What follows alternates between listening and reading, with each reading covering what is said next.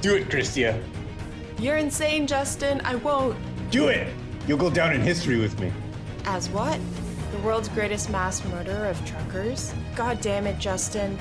You're not the voice of the people. People speak through me. It came to me while I got high. My destiny. I must get up and fulfill my destiny. Now turn the key. Do it. May God forgive me. Deputy Prime Minister authentication confirmed. My destiny. Prime Minister authentication confirmed. Nuclear system armed. Choose target. Computer, target all the white truckers. 99% of truckers targeted. Additionally, target all the ones that have used racial slurs at least once. We're going to cancel them. Permanently. 100% of truckers targeted. Just let them come in.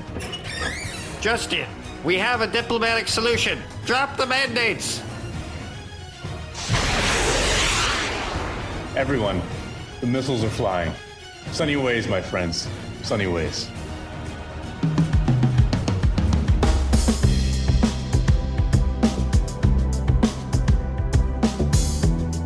We have so far avoided the worst case Ontario.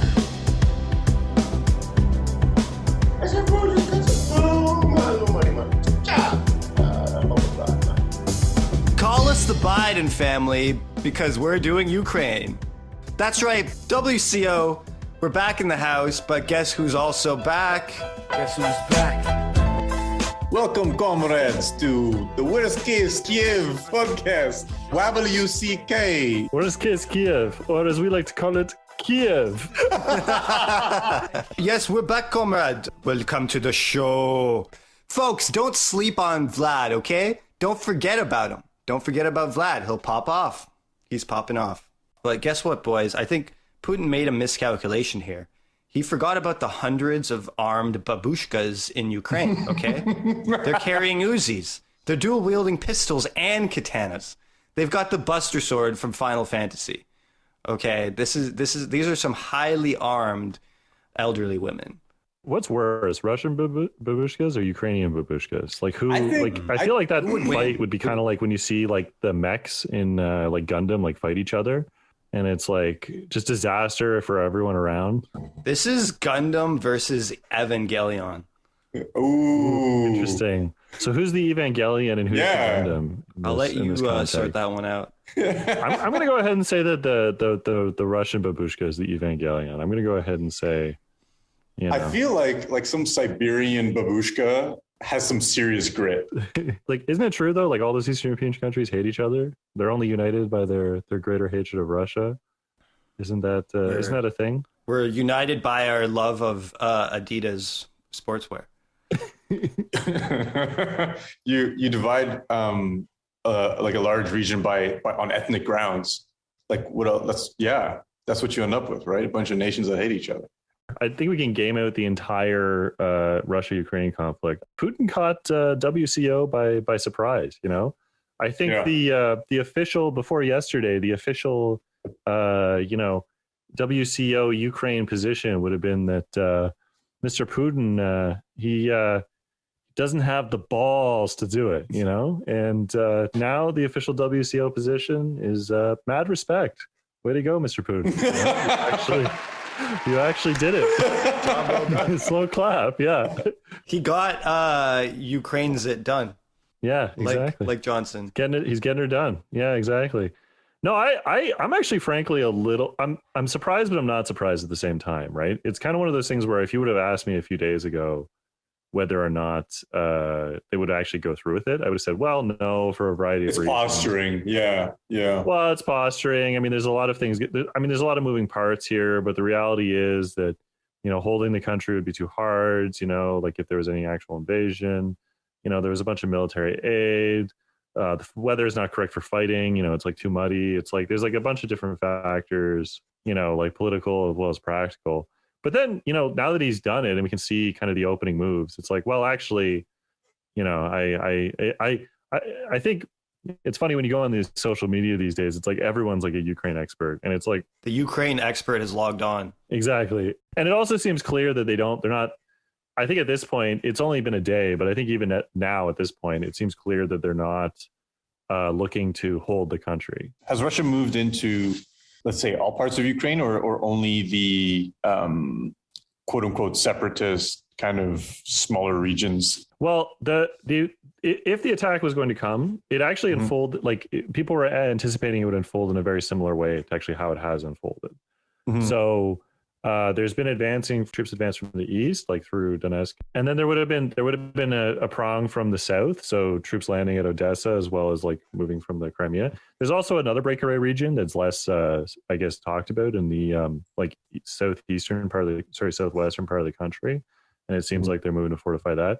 And then, of course, like you have something coming from the north, heading towards Kiev out of Belarus, and they seem to be doing that in order to avoid the natural, like, I guess, barrier of the river. The Dnieper River. Yeah. So, yeah, apparently that provides sort of like a natural defensive kind of barrier. So the column coming down from Belarus seems to be primarily like done to avoid that.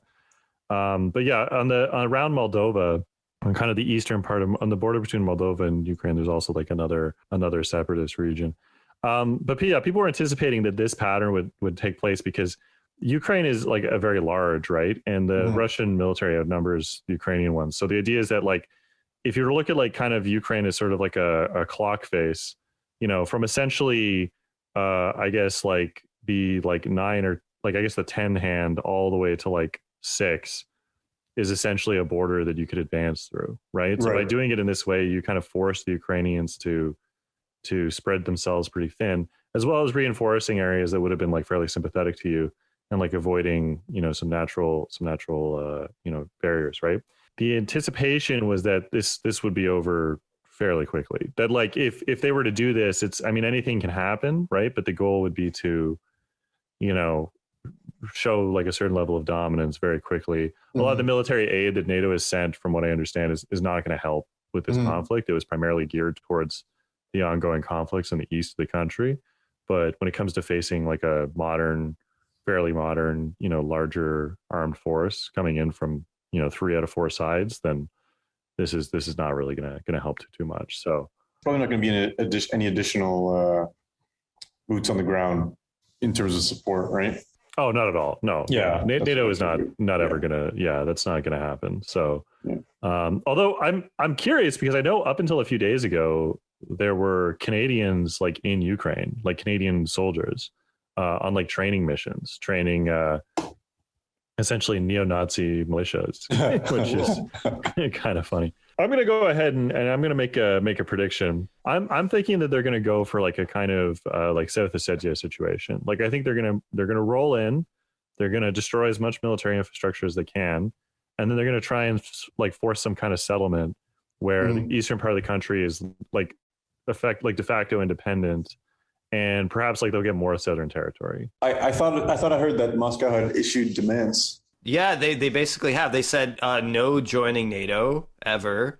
What else was there? Probably remove like some of the NATO forces or like armaments, maybe.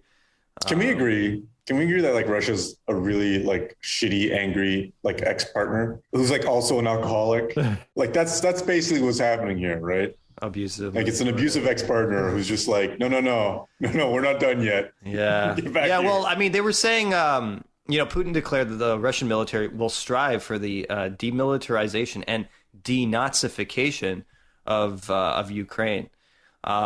And, you know, here, Derek Davison, writing in Foreign Exchanges here, makes a good point. You know, without denying the presence of extreme right-wing Nazi or neo-Nazi groups within Ukraine, denazifying a country with a Jewish president, now that's a neat trick. Yeah. But I'm curious, in the demands that they've made, I mean, this is breaking news, I guess. What have they said about Donetsk and Luhansk? If they refer to Minsk too, if I remember correctly, there was some sort of like provision for greater independence or decentralization within Ukraine that would lead to those areas being more or less independent. Have they made any reference to that? 100%. Yeah. So one is per the Minsk agreement, disarm, and then 2, remain neutral, no joining NATO. And in return, right, no demands for Zelensky to step down, no demand for Ukraine to join the Russian Federation. And everything ends now if you agree to those terms. I think that's probably what'll end up happening. I was thinking about this, like if you were to game it out, it actually, I think the most likely sort of evolution of this going forward is, Putin wins because he gets a W, right? He gets to control these regions. He establishes, I guess to some extent, because he's able to hold it, like some legitimacy of like Russian presence in like the south and east of the country. He gets the win because I think from what I understand, a lot of these sanctions actually hurt his political opponents more than they hurt him, right? Like actually like hamper a lot of the oligarchs within the country. The West gets to save face by like negotiating some kind of agreement. Saving face, I think is a very strong word for what would happen if this went through. But. Well, the save face in the sense that like so, for example, I was thinking a lot about what happened in Georgia in 2008, and like one thing that I found was interesting is like Sarkozy like was the one who negotiated the like European like peacekeeping like mission there in like South Ossetia, and I found it interesting that like him and Macron seemed to be like having a good relationship because like. I feel like whoever got to do that, like, would also, get some brownie points as well here, right? And then I guess like he gets what he wants, like if they disarm. I don't know, like I don't see like a big long pitched war. Like, well, I feel like negotiating with Ukraine here, like if the Western nations were to do that, I feel like it would be somewhat perceived as negotiating with a gunman, or perhaps like the truckers who just left our beautiful capital. And I do wonder how that would be taken. As for the actual demands, though, disarming, I mean, if they actually did that in Ukraine, I mean, that might actually have some material impact or consequence. But, the promise to never join NATO, I don't imagine the West conceding that. And even if they did, that's just a promise. I mean, as the Chinese foreign ministry just basically made a statement the other day, just yesterday, when the U.S. drove 5 waves of NATO expansion eastward all the way to Russia's doorstep and deployed advanced offensive strategic weapons in breach of its assurances to Russia, did it ever think of the consequences of pushing a big country to the wall? Did it respect this agreement and that one and this one? But what's the worst that would happen, right? Like, this is the question I have. If NATO does absolutely nothing, right, and then the Russians just leave, and then somebody in Europe gets to negotiate some sort of settlement, like, does this actually damage? No, nothing's happened. Anybody's credibility or like reputation that much? Nothing's happened. Yeah, like effectively, like nothing has happened, right? Like, the only people who like conceivably would be upset about this, I guess, are like pro-Western, maybe ordinary Russian people, feeling feeling the consequence of further ratcheting of sanctions. Exactly. Yeah. So it's like, but that's what I mean is like Ukraine wasn't a member of NATO, wasn't a member of the EU. Like in some ways, like the stakes were very low for the West. This is the Canadian elections of like geopolitical warfare, right? I mean, it is serious. Like war is bad, and like it has the potential to be very bad. Like the way I think about it is sort of essentially this: is that the kind of the way the media portrays like this conflict, I find, is like very strange because it's like effectively Russia is negotiating from a position of relative weakness, right? Russia's operating from a position of relative weakness. First of all, like Russia sucks. Russia's economy is like smaller than like Canada's. It's like smaller than like Italy's. So there's a few things that make Russia sort of like geopolitically significant. And that is like it inherited, a huge nuclear arsenal, which automatically puts it in the big boy club, right? 2, it has shown, especially like, again, I was mentioning Georgia, it has shown a willingness to apply its considerably sized army, which I have no idea how they support, like that, by the way, with an economy the size they do have. So they've been willing to apply it to achieve political ends, right? So that's another thing. And they've also shown a certain, I guess, willingness to like aggressively pursue, certain, I guess, geopolitical goals, right? But at the end of the day, like NATO has been encroaching on them. They are a descended power, right? A lot of their other clout comes from like their energy resources, which again are becoming less significant as time goes by and people switch away from carbon. I mean, Germany is on the teat, though. Germany's on the teat, and also, listen, you make all these arguments about GDP and having an army or how they even have it. It's not about the size of your GDP, man.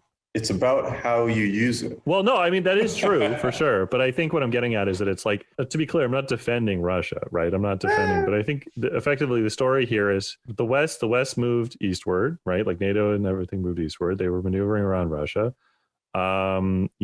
There's parts of the Ukraine who were making overtures to joining kind of the NATO EU, kind of like West club, right? And then this was sort of a bridge too far for the Russian, kind of brain trust, I guess. And I really like the analogy of this being like the European missile crisis, similar to like the Cuban Missile Crisis. Like, it's not like there are no actual missiles in Ukraine, right? It's not the same, except for the ones that exploded in their air bases. Oh my god! Yeah. Oh yeah. I was gonna say roasted too soon. Well, but the thing is, I think like Ukraine, it's sort of, this is a bridge too far. Like, I think to your point about the Cuban Missile Crisis, it's like if Ukraine were to join NATO or the EU or like kind of become one of these like more like Western style countries, it's like this would be a bridge too far. Like, first of all, like you're talking about like, Black Sea access for Russia. It's very close to the Caucasus regions and like the,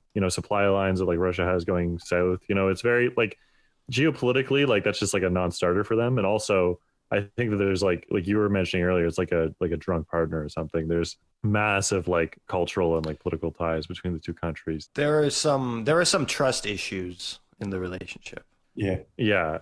I again, I'm not like defending Russia. Like, this is bad. Like, to be clear, like sending missiles into the Ukraine and like invading and like doing all these things. They didn't want sexy good. Ukraine cozying up to Chad NATO. The Ukraine understanders have logged on. Yeah. The thing I find very strange though is it's like this. Okay, so there's two trends here I find that I find like very interesting about how Ukraine is talked about. So the first one is, well, we have to defend Ukraine. Like, it's a very like uncritical view of like NATO and to some extent Canada's involvement in Ukraine, which I find very strange. It's like you'll see people, they'll be like, well, we're abandoning the Ukrainian people, or like, we're not, fulfilling our kind of moral duty or whatever. And I think people don't realize like Canada has been like very involved in like Ukraine, especially since 2014, in a way that I think is like, frankly, very strange. Right. Like, why we're sending like hundreds of troops to train Nazi militias, to me seems a little bit excessive. Fleck, why don't you break down, give a summary of Canada's relationship with Ukraine? The TLDR version is essentially that we basically have like an extremely large, apparently very right-wing Ukrainian diaspora community in Canada that we decided to put in the driver's seat on this one. And which I don't really see how that happened or if it was a good idea, but there is like a sort of somewhat special diplomatic relationship between the two countries as a result. But if I'm not mistaken, after the annexation of Crimea, Canadians spent billions in military aid, primarily from what I understand in training. We sent like, I think, like I said, up until a few days ago, there were like 200, 300, 400, something like that, Canadian military personnel engaging in training militia members within Ukraine, as well as I think like other various military aid. We were investing in like agricultural projects and like other like just general development of the Ukrainian economy and things like that. Why are we training militias at all? Like neo-Nazi or otherwise, they're militias. Well, they might have some problematic views, but so much for the tolerant left, right? No. But again, those are our Ukrainians, Judd. When you say militia, right, we're talking about like a paramilitary organization that has no fundamental ties to government. Yes. Why are we spending taxpayer dollars from Canada on militias specifically? Like, if you had said we're sending troops over to help train like their military, that's one thing. Sending troops over to train militias is like a whole other ballgame. No? Yeah, they're part of the National Guard of Ukraine. Okay. So they have some allegiance to the government. Like, in theory, like if I'm not mistaken, this is kind of like a hangover or like a sort of like they would like to see themselves as like a continuation of a certain resistance or movement, from a certain other. This war, is definitely not at all part of or tied in any way to Gladio. Yeah. Yeah, I just wanted to guarantee here. So it was formed as a volunteer militia during 2014, and then later in a later date they were incorporated into the National Freedom Guard. fighters. Isn't there also there was a Ukrainian like SS battalion? I thought that was them. They draw like kind of their like mythology from. Yeah. And if I'm not mistaken, there's actually a cemetery in Etobicoke like with a monument like honoring that like battalion. Jesus. I mean, there are like churches, if you go into them, like on the walls, they'll have like, photographs honoring certain Ukrainian soldiers in the 1940s. Yeah, white people are crazy, man. And they're like, oh yeah, he fought in the war. Yeah, it's like, well, I mean, it's not the side you were thinking of. Yeah, I actually knew somebody who was like, well, I mean, like, what are you going to do? Your choices were the Nazis or the communists. Like, who were you going to join? Oh, yeah. I'd be like, well, Yeah. yeah.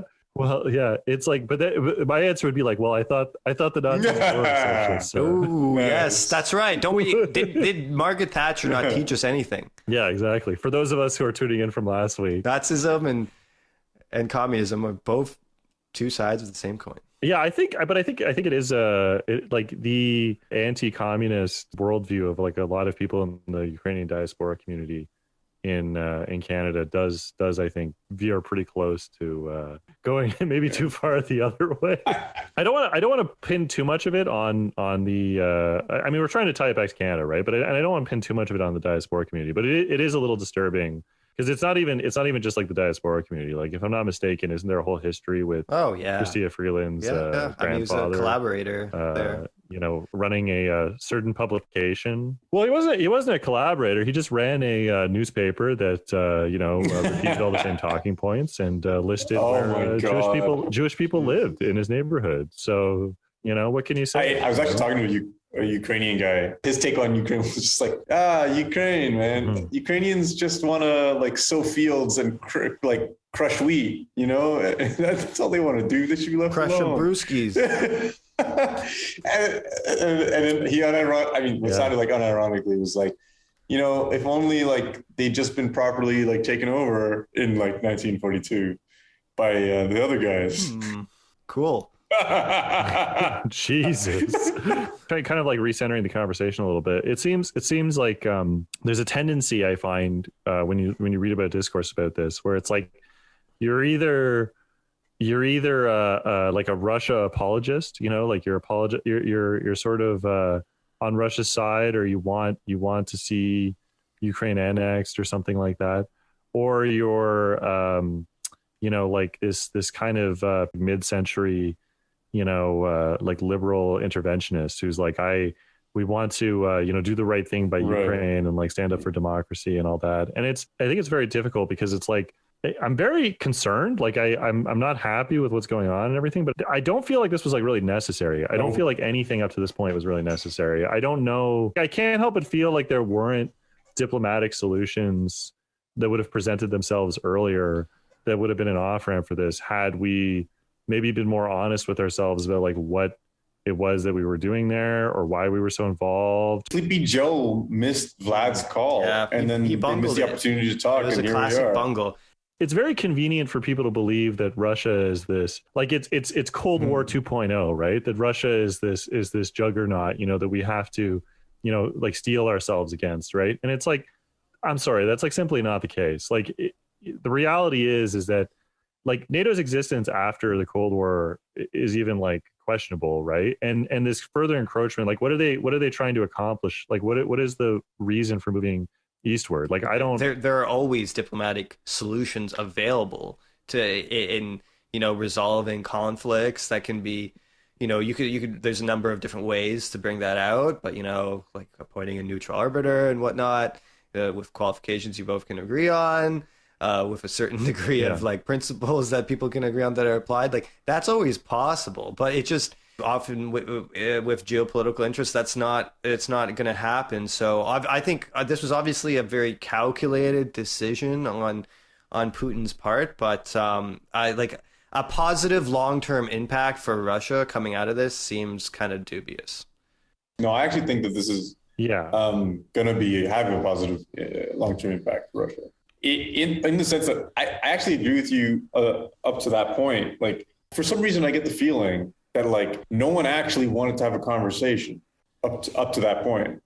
Like, I feel like Russia was like, So he's putting "Don't his poke the balls bear." out on the table. But that's my point. Yeah, he's like, "Don't poke the bear," and then they kept poking the bear, and he's like, "Don't poke the bear," right? And NATO was just like, "Yeah, but Ukraine wants to join us, so we're just gonna, we're just chilling, we're hanging out," right? Yeah, the other thing to keep in mind though is there's literally no downside for NATO, right? Like this is going to be viewed as like a loss if Russia achieves its goals, but it's like at the end of the day there was no skin in the game anyways. Like who gives a shit? NATO's already on Russia's border. You know, they've already like most of the Warsaw Pact countries have like moved their alignment westward. Even if Russia achieves its goals of disarmament and like not joining NATO, you know, like the political culture of Ukraine is still moving away from them. Yeah, but you're not hearing me. That you're what you're talking about is post like crisis issues, right? What you're not thinking about is if there's no skin off NATO's back, if they don't give a shit, right? Like who at NATO and why are they poking the bear like on purpose, right? And why was a diplomatic solution? No, that's my question. Reached? Yeah. Because it sounds like if you don't care, then back the fuck off. Russia's mad. Like, well, that goes to kind of what I was saying earlier, is that I think that the media is not really exploring the origins of this fully for obvious reasons, and I think that it's you know there's reasons outside of me just being racist towards Ukrainian immigrants for why Western countries like have geopolitical interests there. I guess for me though, like let me give you a counterfactual, right? Like I could very easily, if it was simply a matter of security and simply a matter of for all parties involved, I could very easily see a universe in which some kind of like three-way customs agreement was agreed upon, where the Russian sympathetic people could have some sort of like freedom of movement to Russia, the more like Western sympathetic people could have some sort of freedom of movement to the West, and then the NATO and Russia agree on some kind of like mutual defense pact of a demilitarized Ukraine. You know what I mean? Like these things are not like unprecedented in terms of proposals in history. If you look at, for example, the proposals the Russians, from what I understand, proffered after World War II, where they were saying like, well, why don't we keep Germany demilitarized and like we'll both agree to handle its common defense. And I could very easily see something like that happening, right? And why this was untenable or why this was unthinkable or never came up or whatever is something that I don't know the answer to. I mean, one possible element of this is that if you're the Western,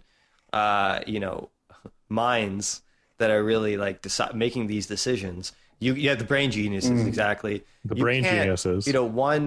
One factor is that you can't let Russia set an example. It's the sort of thing. It's like we can't appear weak. We can't appear like we're giving out any concessions. And even if there is like a middle territory where an agreement could be struck along the lines that you were talking about, Flack, maybe Putin kind of gamed it out that this is what's required in order to set that into action. I agree. But the problem is like NATO might be Chad in this scenario, but like they're dumb as bricks, because if you do game it out, like Putin can't, like basically doesn't lose. But Judd brought it up earlier. He mentioned like the kind of Cuban Missile Crisis analogy, and I think that one proposed. I think you're thinking of the same article. Like in that article, they were both talking about. And I don't know if this is true or not, but I'm going to call this the Tom Clancy explanation, right? Which is the idea that perhaps by encircling Russia like this, they may actually have the capability to, by positioning certain kinds of weapons platforms and stuff in Eastern European countries, they could actually remove their second strike capabilities. Like is one proposed like explanation. I don't know if that's true or not, though. I mean, that seems very 24 Tom Clancy kind of novel, explanation. But it would explain a lot too, though, right? Well, to be clear, this is horrible. Like this is like really not good. And I was actually like stressed out last night. It was doom scrolling. Watching this. Like I was actually like. No, because it's not good, and it's doom scrolling for sure, yeah. Because the thing is like the implications of this could be very far-reaching, right? Because the other thing that people forget is that anytime there's instability in one part of the world, crypto tanked. My contact, my source in Hamas was telling me that they're concerned that anytime there's conflicts in Eastern Europe involving Russia and the U.S., Israel gets nervous because, you know, it feels that if resources are dedicated elsewhere, it may have to. They're always thinking that. So needy. Defend itself, take up arms. Yeah, exactly. Right. Yeah. Well, the other thing too is the Chinese have been very smart. The Chinese are so fun. They're always the best at math.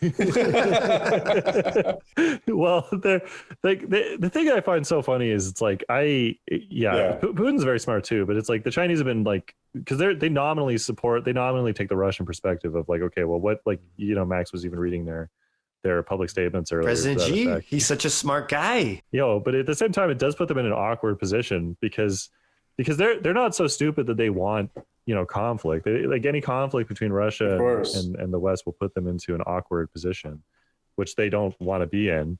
At the same time, though, is that they understand that, you know, like Russia and like China are not like natural allies. In fact, I would argue that there's probably a great deal of antipathy on either side. But they both do not want to be part of the kind of like U.S.-led world order. And so I think anytime, so that's what I'm saying is that like the knock-on effects of this could be huge on top of the already horrible effects of it, like within Ukraine. And now for a bi-weekly update on the truckers. Oh, wait. Wow. Wait. Erik Klapton? Erik Klapton? This is unexpected. Thanks for stopping by. Thanks for having me on, lads. Hey, please, if it's not too much of an inconvenience, could you play a song for us? You know, there's a lot of crazy stuff happening in the world right now. We just won't take it anymore, lads. And that's why I'm still writing music and trying to get the message out. So here's a brand new song in it from my upcoming album, Won't Back Down.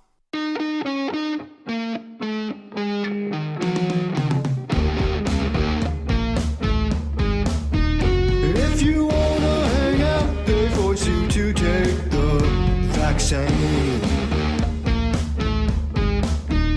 If you wanna get down, they make you show proof of vaccine. I don't like, you don't like, we don't like vaccine.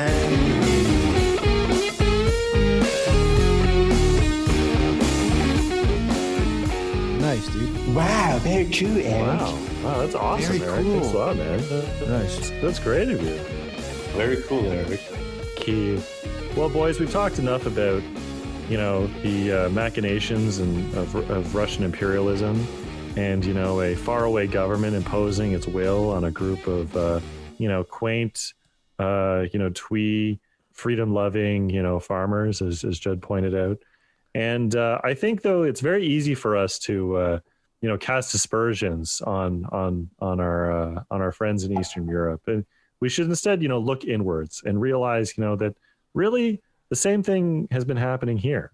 You know, with the invocation of the Emergencies Act, some would say that Justin Trudeau is actually worse than Putin. He's doing a Ukraine.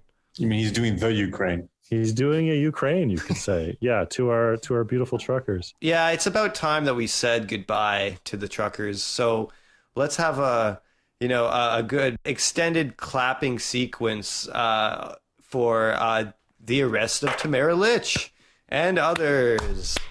Denied bail. So when she was in her bail hearing, she was wearing a sweater that said "I love Canada" or "I heart Canada," right?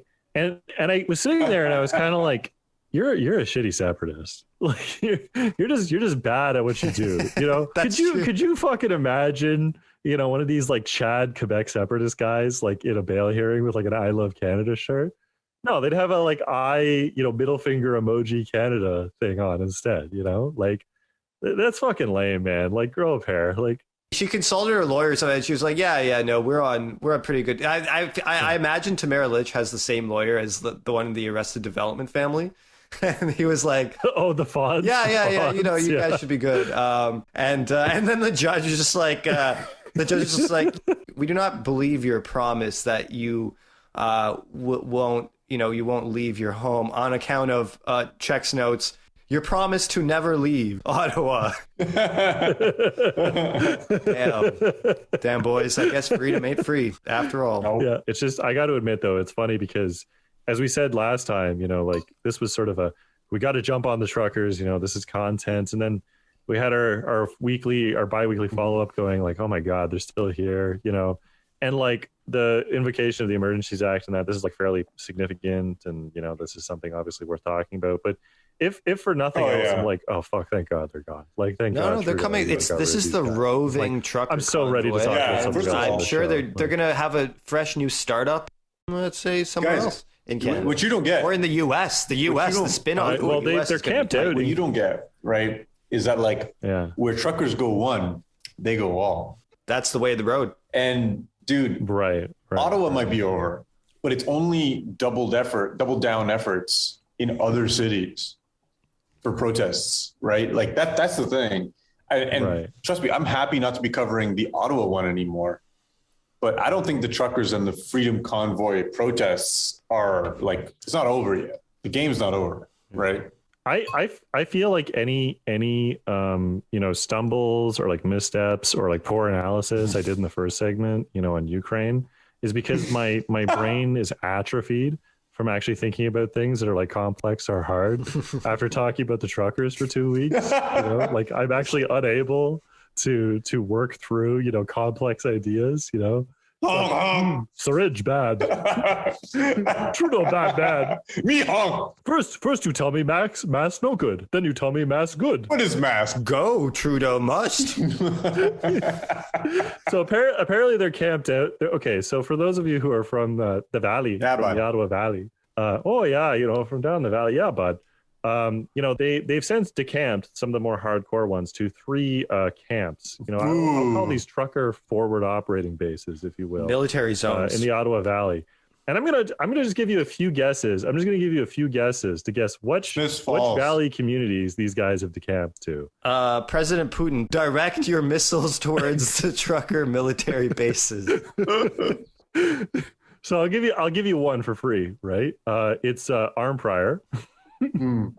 Yeah, they're camped out in the Prior, and then there's 2 others. Fuck, really? Greeley, okay, for those of you who are in the know, and home of Bose Lugtread, Van Leek Hill. One thing that I think I'm on the lookout for moving forward now, as soon as he's repealed the Emergencies Act, like everyone is obsessed with doing a review of like whether it was right to call it or not. The emergency understanders have logged on. Yeah. The camp standers that have logged on from the US are incredible. Like actually incredible, right? Like I literally Tucker Carlson the other day was like, why do we hate Putin? What is it about Putin? The Democrats and the media have made it our mission to hate the Russians. But what have they ever done to us? They never canceled us. They never called us racist. They never tried to get us fired from our jobs over Twitter. And then he goes, he never became a dictator and went after patriotic protesters protesting medical health or whatever, like Justin Trudeau. Trudeau is worse than Putin. And it's like, just like that, Trudeau is now cool. Yeah, one of the things I hate the most about this is that American conservatives have now made Justin Trudeau. How dare you? Right? It's He's like, our soft-headed boy. All right. Comrade Tucker Carlson has been activated. Guys, we need to. Tucker, welcome to the resistance. What we need to do here is maybe seize the means of production. Yeah, it's incredible though, because it's like the invocation of the Emergency Act within Canada is. I would say, I would characterize it as perhaps controversial. It's really funny because but 389 charges went out for the protest, right, across 103 people, right, and apparently, and again, maybe I'm speaking out of turn, maybe I'm wrong here, but the charges are no higher than mischief. Now, mischief is a very broad term in terms of what it means, apparently. Mischief, the legal definition of mischief is actually like when you are like a chocolate smeared child who got caught with like your sharpest truck toys out in your living room. Oh fuck. Yeah, so the point being, or one of the opinions I've heard and that I have empathy towards is this idea that everyone involved, like at every level of government, was just like, I don't want to do anything about this and I don't want to deal with this. And then Trudeau basically had to put in the Emergencies Act. And then everybody was like, I guess I guess we should do stuff about it now, right? Yeah, but that's horseshit. That really makes me Oh, mad. that's what happened. That's 100% what happened. Judd, to be fair, bureaucratic processes take a long time. Doug Ford was probably handwriting the message from his laptop that he needed to fax to his assistant with a quill for them to type off another email that then gets sent to the Prime Minister's office. So really, that's a lot of time for all these steps to play all out. administrative and legislative messaging happens through pigeon. Don't you know? No, it goes through OWL. That's actually how Justin Trudeau got Hogwarts on his side, to ice the trucker highway. Oh my God. Listen, we don't want those kinds of fans on this podcast, right? Yeah, adult Harry Potter fan. That's The coolest listeners. Yeah. Are you a cool dude who watches Harry Potter? Are you familiar with the extended Harry Potter universe? If so, listen to WCO. Did you know there are like 10 of those movies? There's like more. There's more movies than just the ones based on the books. They're still making them. What is it about like older millennial, like white liberal, affluent older millennials who I seem to have stopped reading any books after the last Harry Potter book? Can you imagine like an intellectual property from like when we were children surviving this long? And it was terrible. Yeah, and it was. I didn't even see them. I think that the capitalist enterprise of like reboots and spin-offs is not baffling. I think what is baffling is that they're actually hitting a target market, right? That's comprised of like adults. They're not instantiating these things for a new generation of watcher or listener, right? They're actually targeting the same adults, and they're getting the same adults. Dude, those adults are the same ones who go to fucking Harry Potter land in like at the age of 40 or like 30, whatever, right? And I mean, do what you want with your life, but like, I don't have to respect you either. Okay, but let's get back to the truckers, because the newest update for those of you who are just tuning in, since the second episode of the show, we've been dedicating a segment to the truckers. So they, after a lengthy occupation, and I guess what you could fairly characterize as inertia on behalf of the province and municipality. Justin Trudeau invoked the Emergencies Act, which is, I guess, the successor of the War Measures Act, his father famously invoked. Can I just say, my analogy about being in that I used about being in the Disney timeline now? If we were in the original series timeline under Harper, now we're under the Disney timeline. Trudeau invoking the Emergencies Act is the Disney version of his father doing the War Measures Act. You know what I mean? Like this is like so lame by comparison. Like Pierre had so much more big dick energy than Trudeau did. What are you talking about, Fleck? Castro never invoked the War Measures Act. In fact, he had some big dick measures in the Caribbean. So anyways, they invoked the Emergency Act, and it seems like it was a fairly straightforward operation from then on, right? There were a few minor incidents, like a mounted unit with the Toronto Police, perhaps, kicked a woman or something, and it was. But then afterwards, it was, it seemed to go very painlessly. You're kind of glossing over the brutal deprivation of liberty and bodily autonomy that was forced upon our brave truckers and their women and children. But go on. Right. Oh yeah, that's the other thing. The children aspect is just so weird. Like that was just, there's like this line of like marching, like of like, police and like all their gear and everything. And there's just like a bunch of like kids like hanging around. It's like, that's like fucked. So it seemed to have gone relatively painlessly. Afterwards, as per the Emergency Act, there had to be some kind of like, what is it? Like some kind of like special motion to, that Parliament had to determine whether or not, like the threshold was met for the act. That passed. Obviously, the Conservatives didn't support it because, as we'll get to in a minute, the Conservatives are basically now the Canadian Truckers Party. And I mean, there was some thoughtful criticism from some of the, Liberal side saying, well, maybe this was a little too much or whatever, but it passed. And then there's going to be an inquiry. And so I would say, for something as controversial as it was, and I mean, maybe there's something to be said about, was this necessary? Could it have been done without it? It did seem like a relatively straightforward process. And so now I guess we're in kind of the fallout of this, right? We're in the kind of, I'm hoping the last analysis of this trucker movement, and I hope that this will be kind of it, really matter. especially considering that most COVID restrictions are easing up anyways as we head into the summer and the Omicron wave is ending. So I'm hoping that's kind of it. But I guess what remains now, I guess, is the kind of post of Emergency Act analysis. And I guess if you guys, what do you guys think about this? Yeah, what is the upshot of the whole trucker movement? Well, I mean, I guess just a few points. They definitely got a lot of traction in the States. Honestly, maybe a truck convoy, American style trucker convoy might be in the cards in the future at some point, and might have emboldened the right wing somewhat. Well, it's funny because I think it was Judd who mentioned that there were like going to be trucker copycats, and I do find it funny that like it inspired a few copycats in Europe as well as the U.S. and Australia.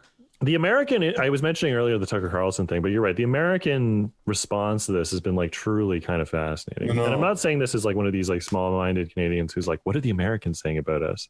But it is kind of incredible because I've often found the place that Canada occupies in the American psyche to be a truly interesting one, because we're sort of the quantum country.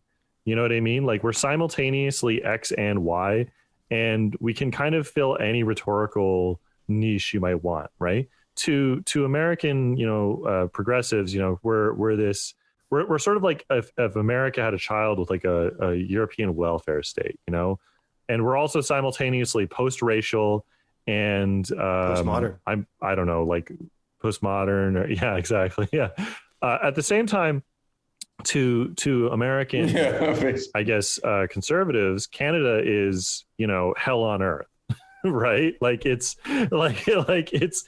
incredible the things that they believe, and I think it just goes to show, not to be too again, dude, have any of these people been out of their country? No. Have any of these people ever been to Canada? Like, have any of these people to me, it sounds like the way they talk about Canada is kind of like how they talk about like Venezuela or something. You know what I mean? It's like, what are you talking about? So apparently. No, exactly. Yeah, it's incredible. The Give, Send, Go had a hacking incident, and the leaked data suggests that 41% of the donations that came through for the trucker convoy were actually from the U.S. Clearly, there was like a very strong influence from the South on this one. I find it incredible. I find the biggest brain take, though, and I think Max, you're the one who discovered this one. This was on Matt Taibbi's Substack. When he wrote this piece, when boring people turn dangerous, Canada's insane power grab. So this is kind of like the 4-dimensional chess of American op-ed writing, I think, playing out in front of us. Because, like I said, Canada, it holds this like rhetorical placeholder for people on the left and the right in the U.S. But Matt Taibbi has somehow found a way to take the American progressive anti-Canada stance.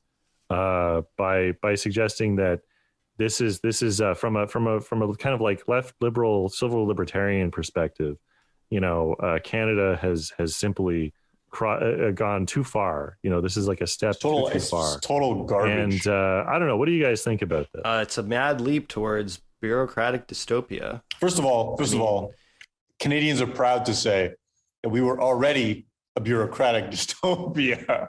No one does that. Any public servant will tell you no one does shit around here. And we're proud of it. That's Canadian excellence. I guess the Emergency Act stuff is, I've heard a lot of criticisms about it. I mean, FinTrack has been around for decades, right? But I guess that's more geared towards quote unquote terrorists. And then it really just becomes a matter of defining, scoping out that term. Much like the U.S. is doing to their domestic terrorist targets, which is another interesting can of worms. No, but it's dumb. It's so dumb that this is being flagged as an issue for anybody, because listen, there are a few things in the Emergencies Act, right, that get at it, but the FinTrack piece is one of the things that are the most bizarre to me. Oh yeah, for context, you're talking about the Taibbi article, right, where he mentions the FinTrack program which despite existing for decades is seen as this like new encroachment. Yeah, exactly.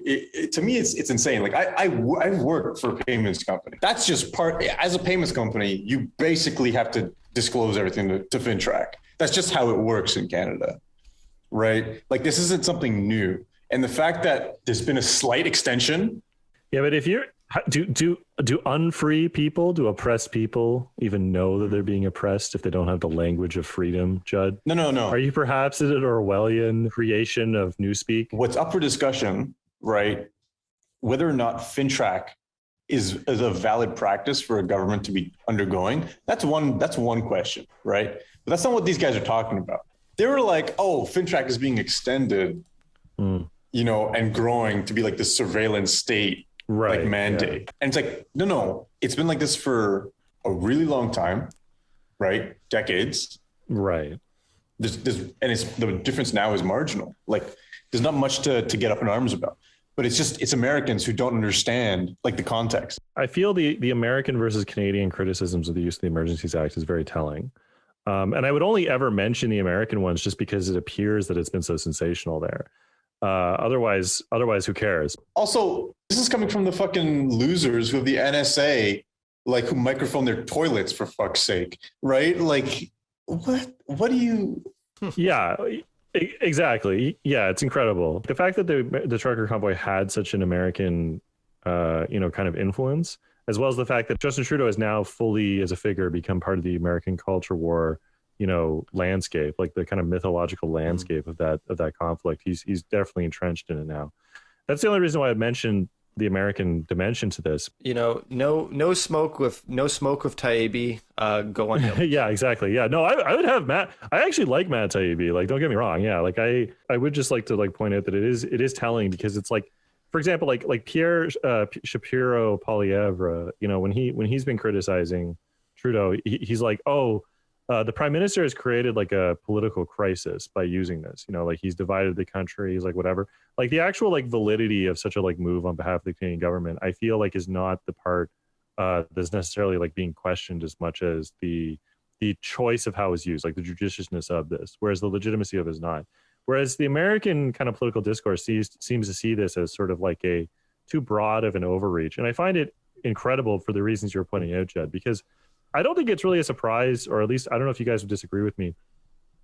These kinds of measures or I guess, for lack of a better word, sort of the idea of playing it like a little bit faster and looser with like civil liberties and being a little bit more authoritarian is definitely, I think, kind of in line with Canadian political culture in general. Like I think as a society, we're more maybe pragmatic, I guess, in some ways than the Americans. There's no pomp and circumstance. We go. Yeah, exactly. All gas, no brekes. Andrew Callahan, come on the pod. Love to have you. Yeah, well, we don't have the sort of civil religion that they do, certainly around these concepts. For example, like I mean, just look at like something like the non-withstanding clause or something like that, right?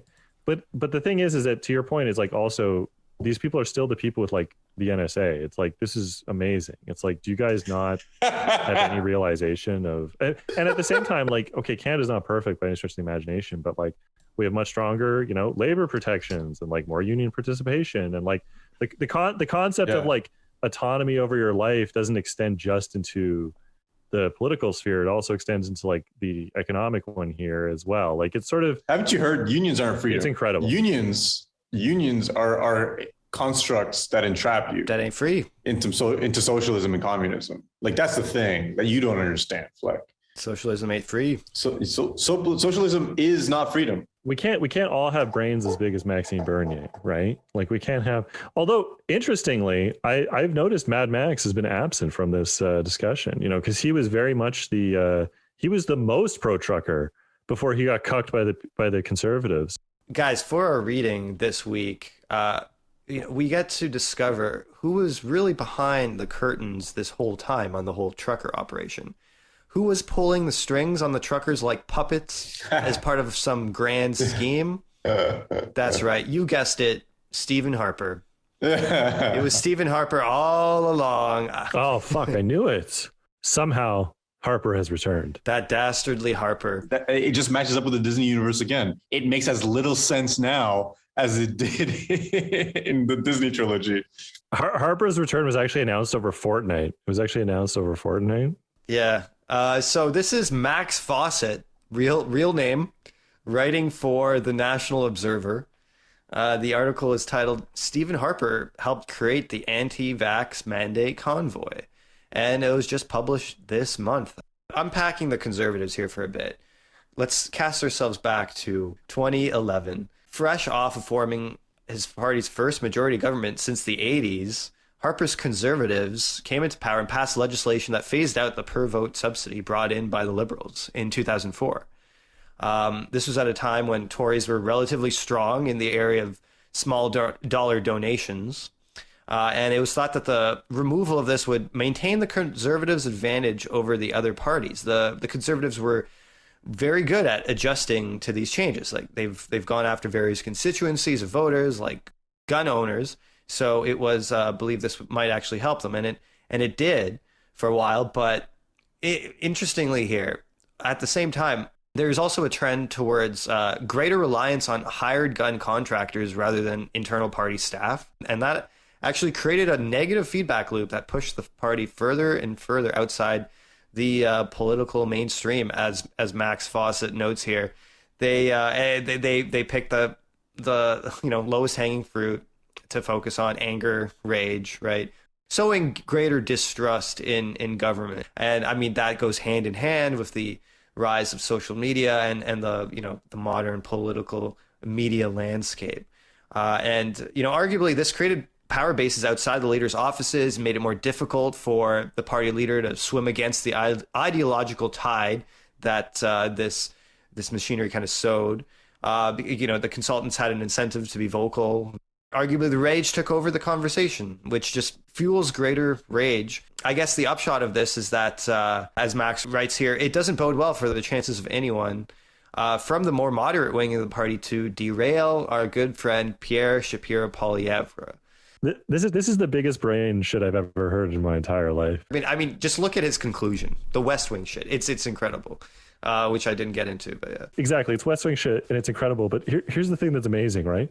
No, in the States, the Citizens United case is like, no, when you put all the money in politics and all the billionaires in politics, all of a sudden they can use anger and propaganda like Fox News and stuff to motivate a very motivated right-wing base, and it's like all those West Wing people believe that. And it's like, if only we can return, to the people, to the people's influence, then we can eliminate everything. Everybody will just be like this perfect liberal again, right? And then it's like, this guy's writing, he's like, no, actually in Canada, the opposite is true.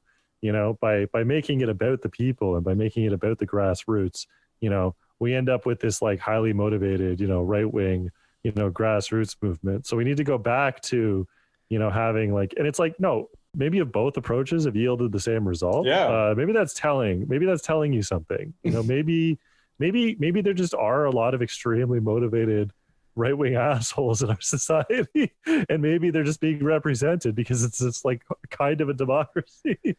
Yeah, I mean, obviously, like the conclusion here, restoring the subsidy and reasserting the link between popular support and political funding. This is the way that liberals can help guide the Conservative Party away from the darkness it's currently courting. Yes, you see, the only way for us to see the light and guide ourselves away from the darkness of these political times is to ensure that we have a strong Conservative Party of Canada. It's basically exactly what Biden said as soon as he was elected. It's really remarkable. I'm really stuck on the reliance on hired gun contractors rather than internal party staff, because I can see that being a real thing. I can see that being like a real thing and actually a real problem. Not for the Conservatives, but for every political party.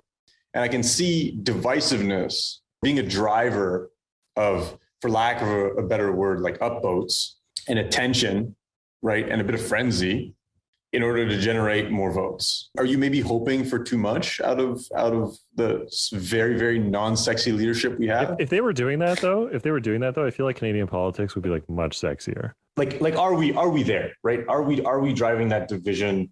Are we driving, like, you're right, the right-wing people are being represented and they're angry, right? My take on the left being outraged is always that, like, the left is just too soft to get properly outraged anyways. So I'm never surprised when you don't see the same outpouring of anger or outrage from like the leftist community. They might be like incensed, like on Twitter. People don't go out and do things. Following the framework, taking it at face value in good faith, application here. You could draw an analogy here to the culture war, basically. Yeah. I mean, the what you see on the left in this country, and vaguely the left, really liberals, people who vote for the Liberal Party, and to some extent the NDP, are reacting out of, maybe not out of rage all the time, but out of a variety of different reasons, care, empathy, sometimes guilt, maybe, and they're coming with a certain background and inherited. A certain ideology and whatnot, and outlook on the world that has placed them on a certain side of the culture war, and that does play out. Like obviously, people vote based on like their circumstances. Well, most people don't vote. First of all, like most people don't. Most people are not politically activated in any way, shape, or form. So okay, a lot of people don't vote. Sure, that's fine. That's just a dampening effect on the overall like voting population. That's fine, right? Point is if you can drive more wedges, use internet culture to drive voting. That doesn't sound to me like an illegitimate tactic. Tap into culture war bullshit, tap into internet thought and reactionary like bullshit to drive voting. And as a hired gun staff member, like that doesn't sound like far-fetched. You know what I mean? It's basically what works in the States. So like, it's really just importing an idea that works in the favor of creating division, but also like reactionary outrage and like trying to apply it to Canadian politics. The aims are very short term. Like there's no sort of like sociological context for these people, right? Is that so far-fetched? Is that so crazy? Fleck, on the last episode, you were talking about how you're really questioning, like, is Shapiroilievre's style of conservatism really going to not only just be palatable, but will it really produce the same results that somebody like Harper was able to do with his more kind of like level-headed conservatism, I guess, if you could call it that. And ultimately, like, does this actually, like, do the current array of tactics as, like, I don't know, them being the trucker party now, going after the rage and the anger and supporting something like the trucker convoy, will that actually have long-term negative consequences? I don't think so. Like, people's memory is extremely short. I just don't know if they'll suffer any, like, like drop in long-term support. To your point about people getting outraged, just one thing. I just want to say, like, props to those people in Ottawa who like trapped them in Billings Bridge on the way downtown. Yeah, that was Chad as fuck. That was cool. Yeah. Oh yeah, hell yeah. Yeah, mad respect. Yeah, that was cool. What I've seen so far, right, is that a majority of Canadians thought the truckers should go home and didn't support them. So 62% of Canadians don't support the truckers. But there's this weird kind of like crossing there where conservatives are doing well in the polls, right? And what's interesting is that, like, I don't think people are being frame it as like support for whether the truckers should be there or not. And I don't think the conservatives have partially at times framed it that way, but they've also just framed it as like an anti-Trudeau rhetoric and like opposition to like overreach and his dislike of the truckers, his dislike of wanting to talk to them, things like that, right? They've also really framed it in different ways. So I think it's funny because despite people not agreeing with the truckers and the conservatives agreeing with the truckers, the simple act of being outraged by, like, as an opposition party is like only going to work in their favor. And again, it's like, it's not about the message. It's about the outrage, right? And that kind of goes to like what I was trying to get at. Like, it's not about whether or not the truckers are right. I think you could probably look at these events and like see the spikes and the sport. I don't know how this one will like play out long term, but I imagine that this is like short term outrage at like, the loss of civil liberties that the Emergency Act produced. Now that it's over, that bump in the polls that they might have gotten, that's not really sustainable. The reality is, like I just said, like most people are not like politically activated. Most people have no way of viewing things politically, right? They don't understand that, like, the relationship they have with their boss, for instance, is a political relationship, or the relationship they have to money is a political relationship, or just other shibboleths of society, right? And on top of that, they're not even politically like activated in like a kind of more conventional sense, right? They don't vote, they don't whatever. And I think that with the truckers, it's like they were very easily hijacked by, certain groups of people. And, like, obviously there's like intersections there with like conservative politics and whatever. The article we read that originally started this discussion, right, was basically arguing, look, if you game it out, and you do this West Wing style 3-dimensional chess, you can figure out, that actually it's the changes in campaign reform. And that's why people are behaving this way. It's like anytime there's like a protest or whatever, there's always like a debate on the left where it's like, is this like a genuine like proletarian movement of some sort? Fundamentally, I think every conversation like this takes the stance that somehow our current political level of thinking is somehow different from like either the past or from other societies, when it really isn't. Right. Yeah, like, that's my this point. This is nothing new. Outrage is nothing new. Nothing new under the sun, man. Yeah, right. And there's this like idealized, like rational version of like our political discourse in our minds that like, let's be real, that it never happened. Like there was never a time in Canadian history where it was like this pure rational discourse that controlled everything, right? The ways, the mediums might have been different for the outrage, but the outrage was always key. Both in the United States and Canada, like regional interests are what really set out the constituencies of like the different major parties. Like for the longest time, Canada's very regional. Maybe you could argue that like the dividing line has shifted more towards the ideological realm. Regions are still obviously very, very important. But and of course they do influence your ideology too. So these aren't like mutually exclusive factors by any means. But with the proliferation and of really social media and extremely fast dissemination of information and the networks people are forming, like that definitely does amplify a lot of those the ideological factors that are at play here every day. 1,000%. I'm not going to disagree with that. 1,000%. But I guess broadly, like what I'm saying is like, I think a blind spot for like the left is that essentially, okay, what I meant when I said it's like the epitome of like Enlightenment thinking is that it's the epitome of trying to like demystify the world, right? It's the epitome of trying to construct rational models of the world, right? So like take like the prototypical like left wing like a tool of analysis, which is like dialectical materialism or something, right? It's like, okay, you have these relations, these like means of production, that generates like ideology, like whatever. I'm not taking I'm not taking a position one way or the other. I'm just pointing out that this is sort of like an almost like proto-scientific theory, right? It's like, well, you can explain people's behavior in terms of their like mechanistic things, right? Like you will believe this ideology or that ideology because of this, right? I'm not saying that's not true. I'm not saying that like material conditions aren't important, but like when you look at like polls and stuff like that, like there's like there'll be a bunch of people who are like registered communists who will like vote Republican in the States. You know what I mean? Like every conceivable like variation and like strange inconsistency that you can think of takes place, right? And I guess what I'm saying for me is that, as the trucker protest like is over and like perhaps we'll see what the reverberations are, I think that we may have to be prepared to accept that just the world is just like a very strange place, and sometimes people just believe really strange and stupid things, and it may not have any bearing on anything. Like it might just be, that's it. They might just be pissed off about whatever, and they're not mad. They're not happy. Well, about I think that guy, that communist who's voting Republican in the States, that's actually a listener of our pod who's extremely jokerfied and is an accelerationist. That is accelerationism in action.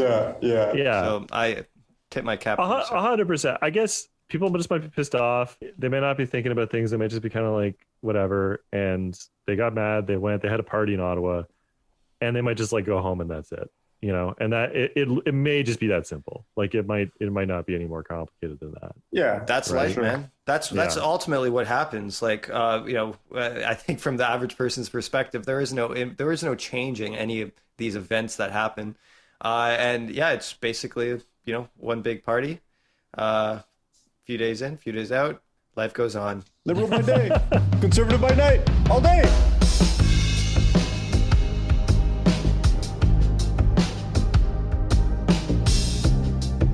We have so far avoided the worst case on Earth.